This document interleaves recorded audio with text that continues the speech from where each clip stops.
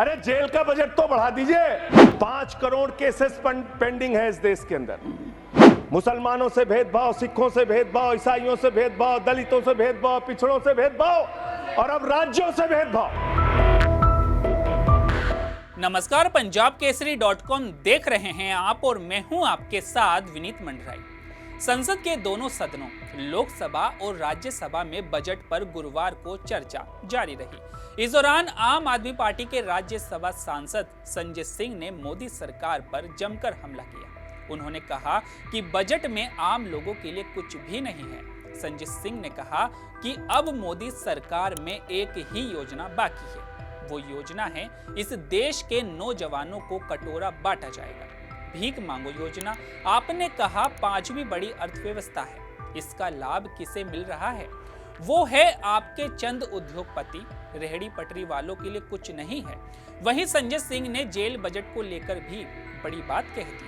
Budget में jail को भी कम बजट दिया है, जेल का बजट तो बढ़ा दीजिए। इनका बजट पड़ रहा था मान्यवर, जेलों को भी इन्होंने कम बजट दिया। अरे जेल का बजट तो बढ़ा दीजिए। 300 करोड़ रुपए जेल का बजट बढ़ा दीजिए। अरे अभी हमको जेल में भेजा है, कल तुमको जेल में आना है, तुम सबको जेल में आना है। जेल का बजट बढ़ा दो, जेलों को ठीक कर दो, अगला नंबर तुम्हारा है, तुम्हें जेल में आना है, इसलिए कम से कम जेलों को तो ठीक कर दो, अगला नंबर तुम्हारा। मैं जेल के बजट पे बोल रहा हूँ मानवर, मैं जेल के बजट पे बोल रहा हूँ। 300 करोड़ दिया, इनको जेल में आना है। वन सेकंड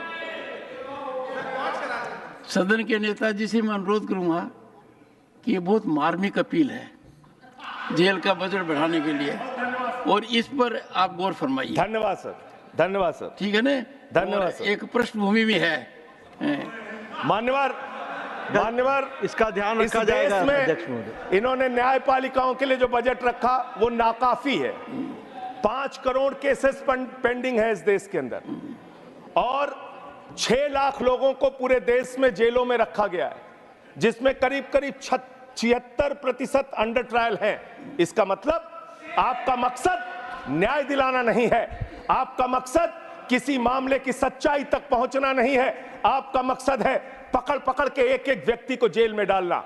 आपने दिल्ली के मुख्यमंत्री को, जिनकी शुगर 36 बार 50 से नीचे जा चुकी है, आपने दिल्ली के मुख्यमंत्री को पकड़ के जेल में डाल दिया। नहीं मानवर, अब इनको बार बार मौका मत दीजिए, मुझे अपनी बात पूरी करने दीजिए। I am not yielding sir, I am not. आपने 2 बार कहा, हैबिट बना लिया इन्होंने सर।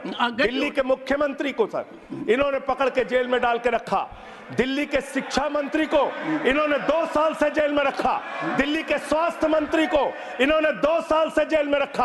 आप एक एक विपक्ष के नेता को पकड़ पकड़ के जेल में डालते हैं। हेमंत सोरेन को मुख्यमंत्री को जेल में आपने रखा, संजय रावत को जेल में रखा, अनिल देशमुख को जेल में रखा, सबको पकड़ पकड़ के आप जेल में रखते हैं। बंगाल के 3 मंत्रियों को आपने पकड़ के जेल में रखा। आपका मकसद ट्रायल कराना नहीं, न्याय दिलाना नहीं, आपका मकसद हम लोगों को पकड़ के जेल में रखना है। जितना जेल में डालोगे, मैं आपसे कहना चाहता हूं, जितना जेल में डालोगे उतना गर्त में जाओगे। जिसने भी ये राजनीति की है उसका समापन हो गया है। अभी 240 पे पहुंचे हो, कल 24 पे पहुंचोगे, इसके बाद 2 पे भी आओगे। मैं तो 1-2 मिनट और मैं बस कह के अपनी बात खत्म करूंगा, मेरे टाइम में से उसको काट लीजिएगा। मान्यवर, भेदभाव की बात, सबसे भेदभाव इनको करना है। मुसलमानों से भेदभाव, सिखों से भेदभाव, ईसाइयों से भेदभाव, दलितों से भेदभाव, पिछड़ों से भेदभाव और अब राज्यों से भेदभाव, राज्यों से भी भेदभाव, महिलाओं से भेदभाव, राज्यों से भेदभाव। क्या भेदभाव किया सर इन्होंने? 2,32,000 करोड़ रुपए, 2,32,000 करोड़ रुपए दिल्ली के लोगों ने सरकार के केंद्रीय खजाने में टैक्स के रूप में दिया, जीएसटी और इनकम टैक्स के रूप में। बदले में हमको कितना मिलता है? 0। 9 साल से आप दिल्ली को बजट नहीं देते। पंजाब के लोग, बस मेरे में से काट लीजिएगा सर, 1-2 मिनट काट लीजिए, पार्टी के उसमें से काट लीजिएगा। पंजाब के लिए सर, पंजाब का किसान अपना खून पसीना बहा के खेत में गेहूं पैदा करता है, धान पैदा करता है।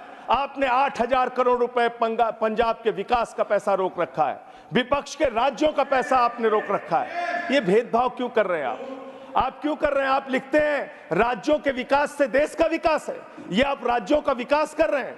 एक एक करके टारगेट करके विपक्षी राज्यों के साथ आपने भेदभाव करने का काम किया। और अंत में कोई मुझे कह रहा था सारे बजट कम किए, शिक्षा के बजट को भी आपने कम कर दिया।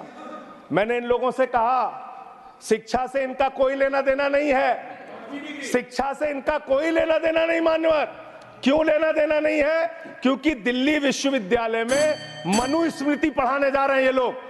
मनुस्मृति पढ़ाएंगे कि दलितों के, पिछड़ों के, जिनको आप शूद्र कहते हैं, आप शूद्र कहते हैं, अगर वो श्लोक सुन लेंगे तो उनके कान में पारा आप कैसे डालेंगे? ये पढ़ाई आप कराने जा रहे हैं दिल्ली विश्वविद्यालय में, ये पढ़ाई आप कराने जा रहे हैं। इसलिए मान्यवर, मैं आपसे यही कहना चाहता हूं, ये बजट हिंदुस्तान के किसान के खिलाफ है, ये बजट हिंदुस्तान के नौजवान के खिलाफ है, ये बजट हिंदुस्तान के व्यापारियों के खिलाफ है। ये बजट सिर्फ और सिर्फ मोदी जी के मित्रों के लिए बनाया गया है, मित्रों के लिए बनाया गया है, मित्रों के लिए बनाया गया। उनके इस बयान पर सभापति जगदीप धनखड़ ने हंसते हुए कहा कि मैं सदन के नेता से कहूंगा कि जेल का बजट बढ़ाने के लिए बहुत मार्मिक अपील है। इस पर जेपी नड्डा मुस्कुराइए। इसके बाद धनखड़ ने कहा कि इस पर गौर फरमाइए। तो आपकी इस पर क्या राय है, हमें कमेंट करके जरूर बताइएगा। तो अभी के लिए केवल इतना ही। ऐसे ही तमाम खबरों के लिए बने रहिए पंजाबकेसरी.com पर। नमस्कार।